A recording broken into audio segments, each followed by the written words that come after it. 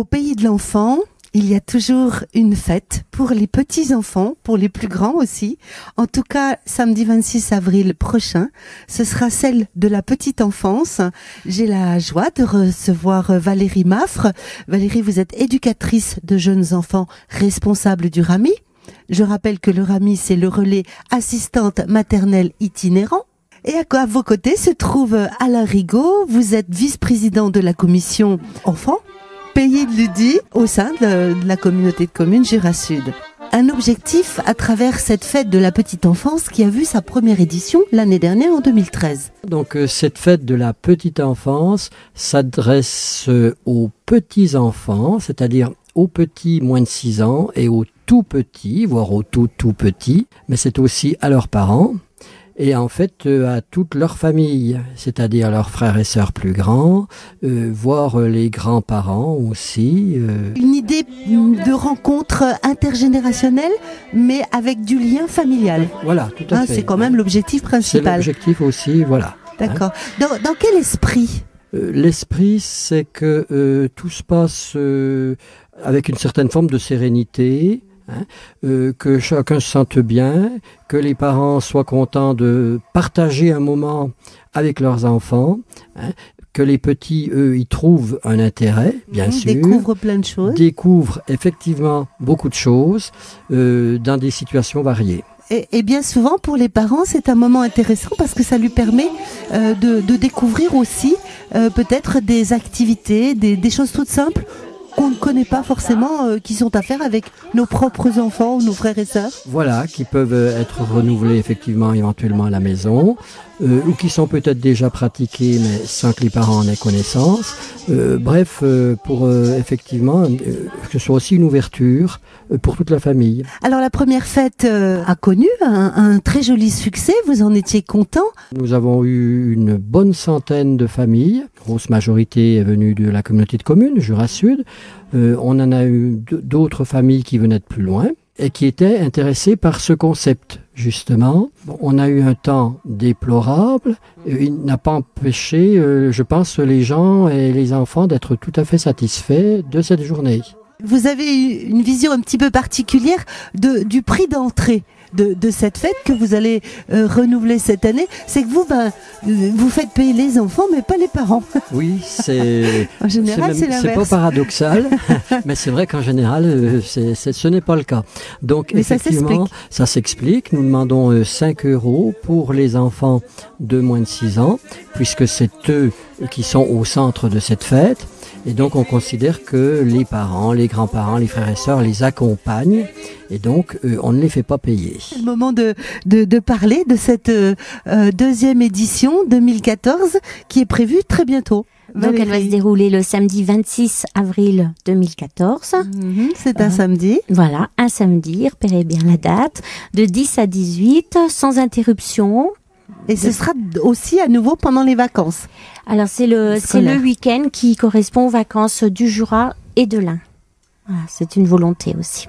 Cette deuxième édition renouvelle un petit peu ce qui s'est passé l'année dernière, mais avec des nouveautés. On retrouve cette idée de découverte d'espaces, de différents espaces mis à la disposition des enfants et des familles.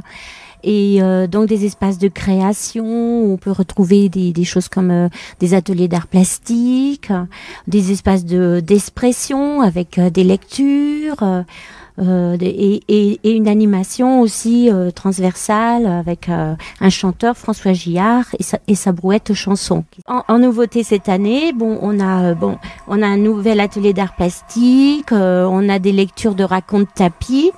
Et l'intervention de la ludothèque de Saint-Claude pour un espace animé en jeu. Vous avez parlé de cet espace expression, lecture, raconte, tapis. Ça éveille un peu notre curiosité. Dites-nous-en un tout petit peu plus. C'est un matériel utilisé par les médiathécaires. Elles ouvrent un tapis comme ça devant elles et c'est ça qui les aide à raconter l'histoire. C'est le support de l'histoire. Parallèlement, elle animera aussi un espace de livres en tissu, par exemple. on retrouve la sensorialité dans presque tous les ateliers. Hein. Bien entendu, puisque c'est à voilà. cet âge-là qu'on découvre beaucoup de textures, de sons, qu'on a des sensations très très exacerbées. Vous avez aussi parlé de cet espace motricité qui est mené par les assistantes maternelles que vous encadrez au RAMI.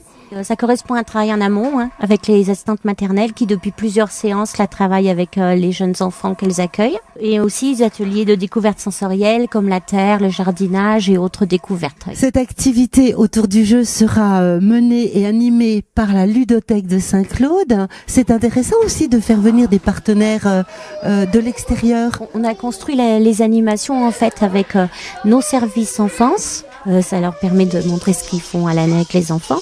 Donc des propositions des services enfance que sont la crèche, le relais assistante maternelle, l'accueil de loisirs, Tom Pouce, le musée et la ludithèque.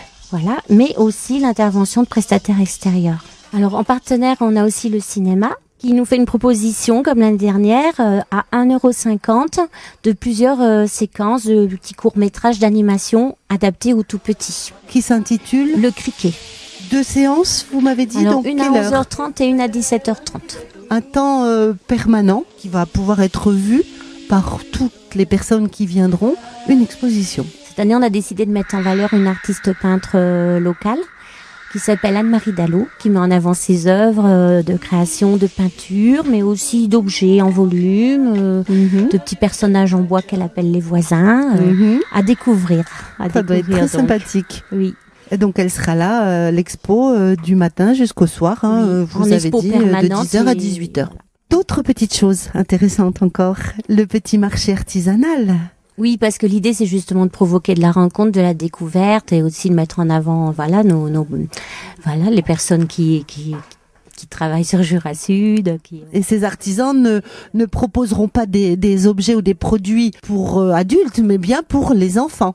Oui, par contre, on cible très précisément, c'est un marché artisanal avec des fabrications d'objets de puriculture, comme par exemple des nids d'anges, des choses comme ça, ou des pièces de décoration de chambre, ce genre d'objets. Qui souvent sont plus originaux que ce qu'on peut trouver dans les magasins courants. Une petite buvette, parce que c'est important aussi la convivialité, qui est tenue par une association qui s'appelle Pourelia. Les bénéfices seront pour l'association Pourelia et je tiens à préciser aussi que c'est une buvette sans alcool. Si vous voulez, chers téléspectateurs, plus d'informations pratiques, c'est pas compliqué, il suffit peut-être de se renseigner auprès de la ludithèque. Oui, la ludithèque, oui. Ah, et puis peut-être auprès de vous ou du relais assistant ou au relais au RAMI. Très bien. Je vous remercie à tous les deux. Je vous souhaite une très bonne fête. Merci. Mais ce sera pas la vôtre particulièrement, ce sera celle des petits enfants de 0 à 6 ans et de leur famille, de leurs amis aussi. Oui, tout le monde. C'est le moment de s'en faire. Voilà. Merci.